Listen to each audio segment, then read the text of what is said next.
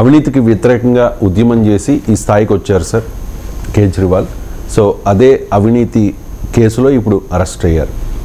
And ఆప్ ఎక్కడ ప్రచారం చేసినా, ఎక్కడ అభ్యర్థులు నిలబెట్టినా కూడా అక్కడికి కేజ్రీవాల్ వెళ్తారు, ప్రచారం చేస్తారు. భారతీయ జనతా పార్టీకి వ్యతిరేకంగా క్యాంపెయిన్ చేసిన పరిస్థితి. అంటే కేజ్రీవాల్ స్టార్ క్యాంపెయినర్ ఆప్కి. అలాంటి స్టార్ క్యాంపెయినర్ ఇప్పుడు జైల్లో ఉన్నారు. పరిణామాలు ఏ రకంగా ఉండిపోతుంది? అంటే డెఫినెట్గా ఒక రాజకీయ పార్టీకి ఎన్నికల ప్రచారం చేసుకునే హక్కు ఉంటుంది. ఎన్నికలు ఎప్పుడు కూడా ఫ్రీ అండ్ ఫెయిర్గా ఉండాలి. భారత రాజ్యాంగ మౌలిక స్వరూపం ఏంటంటే అందులో ఒకటి ఫ్రీ అండ్ ఫెయిర్ ఎలక్షన్. స్వేచ్ఛగా జరగాలి, న్యాయంగా జరగాలి. ఇప్పుడు ఢిల్లీలో Aam Aadmi party versus BJP పోటీ నడుస్తుంది. బీజేపీ తరఫున స్టార్ క్యాంపెయినర్ నరేంద్ర మోడీ, అమిత్ షా బ్రహ్మాండంగా ప్రచారం చేసుకుంటారు. ఆప్ తరఫున ప్రచారం చేయాల్సింది కేజ్రీవాల్. మన దేశంలో నాయకుడే కీలకం. నాయకుడిని చూసే ఓట్లు వేస్తుంటారు. ఎందుకంటే బీజేపీకి పడే ఓట్లలో 1/3 మోడీ చూసే ఓట్లు వేశారని అనేక నేషనల్ ఎలక్షన్ స్టడీ చెప్తున్నాయి. అందువల్ల బీజేపీకైనా ఆప్కైనా నాయకుని వల్ల ఓట్లు వస్తాయి. ఇప్పుడు మీరు ఏం చేస్తున్నారు? నాయకుని ఎన్నికల సమయంలో జైల్లో పెట్టారు. జైల్లో పెట్టడం ద్వారా Aam Aadmi party electoral chances దెబ్బతినాలనే కదా పెట్టింది. లేకపోతే ఎందుకు పెడతారు? ఇప్పుడు ఎలక్షన్ల ముందే షెడ్యూల్ వచ్చిన తర్వాత అర్జెంట్ ఇప్పుడు లిక్కర్కి ఏమైనా తల కింద లేదా? ఆల్రెడీ ఆ మద్యం పాలసీ లేదు. ఆ మద్యం పాలసీ ఆల్రెడీ రద్దయిపోయింది. విచారణ చాలా ఏళ్ళుగా జరుగుతోంది. కావాల్సినంత మెటీరియల్ ఉంది. ఈయన కొత్తగా ఈడీ ముందు అయ్యో ఈయన కేజ్రీవాల్ అరెస్ట్ చేయకపోతే ఆ మెటీరియల్ మొత్తం పోతుంది, ఎవిడెన్స్ అంతా పోతుందని ఎక్కడా లేదు. అందువల్ల ఇప్పుడు అరెస్ట్ చేశారంటేనే ఎలక్టోరల్ ఛాన్సెస్ దెబ్బతింటానికి. అందువల్ల కోర్టు ముందు బహుశా ఆమ్ ఆద్మీ పార్టీ అది కూడా అడుగుతుంది. ఎందుకంటే చంద్రబాబు నాయుడు అరెస్ట్ అప్పుడు కూడా ఈ చర్చ జరిగింది. ఆయన ఒక రాజకీయ పార్టీకి జాతీయ అధ్యక్షుడు, ఆమ్ ఆద్మీ పార్టీ కూడా ఒక జాతీయ పార్టీ, వాస్తవంగా జాతీయ పార్టీకి ఒక జాతీయ కన్వీనర్ ఆయన. సో ఆయన ఎన్నికల ప్రచారాన్ని నివారించడం ద్వారా నువ్వు ఒక రాజకీయ పార్టీకి అన్ఈక్వల్ ఫీల్డ్ ఉన్నావు. ఎందుకంటే ఎన్నికల్లో లెవెల్ ప్లేయింగ్ ఫీల్డ్ ఉండాలి. సో ఆ లెవెల్ ప్లేయింగ్ ఫీల్డ్ లేకుండా చేశారు కదా. భారతీయ జనతా పార్టీకి ఎలక్టోరల్గా లాభం ఉండొచ్చు, కానీ ఈ సాంప్రదాయం మొదలైతే రేపు ఎవడైనా ప్రతిపక్ష నేతలందరినీ లోపలేసి చేయొచ్చు కదా. ఇప్పుడు పాకిస్తాన్లో జరుగుతున్నది అదే కదా. ఏం చేశారు? షహబాజ్ షరీఫ్ పిఎం, పాకిస్తాన్ ముస్లిం లీగ్ నవాజ్ షరీఫ్, అలాగే పాకిస్తాన్ పీపుల్స్ పార్టీ వీళ్ళ ప్రభుత్వం ఉంది. ఇమ్రాన్ ఖాన్ జైలు వేశారు. ఇమ్రాన్ ఖాన్ జైలు వేసి ఆయన డిస్క్వాలిఫై అన్నారు కోర్టులో. ఆయనకు పోటీ చేసి అనర్హుడు అన్నారు. ఆ పార్టీ కూడా పోటీ చేయలేని పరిస్థితి వచ్చింది. ఏమైంది? ఇండిపెండెంట్గా పోటీ చేస్తే 100 సీట్లు వచ్చినాయి. పాకిస్తాన్ లాంటి పనికిమాల దేశంలో. సో అక్కడ కూడా నీకు అధికార పార్టీ కన్నా కూడా ఇమ్రాన్ ఖాన్ మద్దతుదారులకు ఎక్కువ సీట్లు వచ్చాయి. ఆర్మీ ఉండి రిగ్గింగ్ చేసినా కూడా. అందువల్ల మన దేశం ఇంకా ప్రజాస్వామిక చైతన్యవంతమైన దేశం కదా. సో పాకిస్తాన్ లాగా మనం చేసుకుందామా అనేది ప్రపంచంలో చాలా దేశాలు ఇది జరుగుతుంది. ఇప్పుడు నిన్న కాకుండా రష్యాలో పుటిన్ ఏం చేశాడు? తన ప్రత్యర్థి అయినా అతన్ని జైల్లో వేశారు, ఆయన జైల్లోనే చనిపోయాడు. అలా ఇద్దరు పైకి వెళ్ళిపోయారు.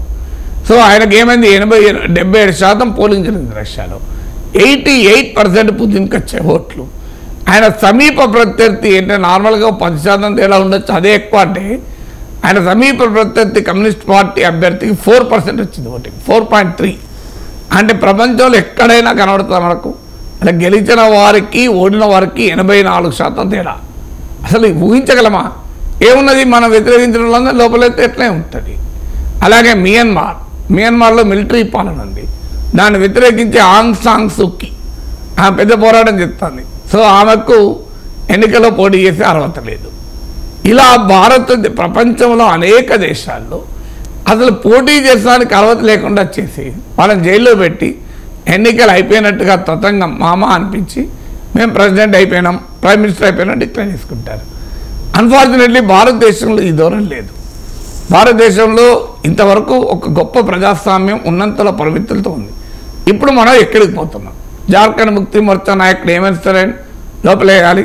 ఇక రేపు స్టాలిన్ను, విజయన్ను, మమతా బెనర్జీని, రాహుల్ గాంధీని, ప్రియాంక గాంధీని అందరినీ లోపలేసిన అనుకోండి.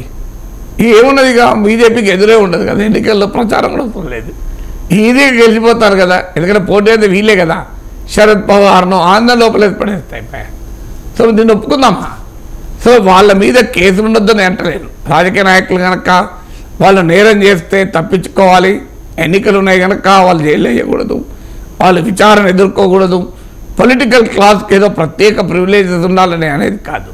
డెఫినెట్గా రాజకీయ నాయకుడైనా చట్టం ముందు ఒకటే, అందులో రాజకీయ నాయకులకు ఇంకా ఎక్కువ బాధ్యత ఉంటుంది. ఎందుకంటే ముఖ్యమంత్రులుగా ఉన్న వాళ్ళు పబ్లిక్ లైఫ్లో చాలా ఆనెస్ట్గా ఉండాలి. కానీ మనం చూస్తున్నాం కదా, ఈడీ కేసులో కన్విక్షన్ రేట్ నెగ్లిజిబుల్. పోనీ ఏదైనా మెజారిటీ కేసులో నేరస్తులు అవుతున్నారంటే అది లేదు. అంటే నువ్వు అల్టిమేట్గా కేజ్రీవాల్ మీద ఏం తేలదు, కానీ ఈలోగా ఒక ఎన్నిక మాత్రం పూర్తవుతుంది, ఒక ఎలక్షన్ అయిపోతుంది, ఆయన పార్టీ ప్రచారం ఉండదు. సో మరి దీన్ని మనం యాక్సెప్ట్ చేద్దామా? ఎందుకంటే చంద్రబాబు నాయుడు అరెస్ట్ చేస్తే భారతీయ జనతా పార్టీ కూడా ఖండించింది కదా. సో వైసీపీ అదే వాదన పెట్టింది, ఆయన నేరం చేశాడు, జైల్లో ఉన్నాడు, తప్పేంటని. మరి ఇక్కడ కూడా రేపు ప్రతిపక్షాలు ప్రత్యర్థులందరినీ లోపలేసుకుంటూ పోయి ఎన్నికల్లో గెలిచామని ప్రకటించుకుంటే ఆ ఎన్నికల పైన, ఆ ప్రజాస్వామ్యం పైన ప్రజలకు విశ్వాసం ఉంటుందా? ఎందుకంటే 90% సిబిఐ కేసులు, ఈడీ కేసులు ప్రతిపక్ష నేతల పైన ఉంది, అధికార పార్టీ నేతల మీద ఉండదు.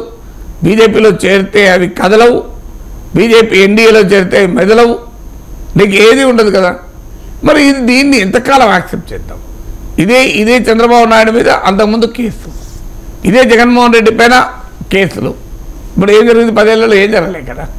సో మమతా బెనర్జీ, సువేంద్ర అధికారి మీద కేసు, హేమంత్ బిశ్వా శర్మ మీద కేసు. ఇప్పుడు వాళ్ళు బీజేపీలో ఏరు ముఖ్యమంత్రులుగా, ప్రతిపక్ష నేతలుగా ఉన్నారు, ఏమీ లేదు కదా.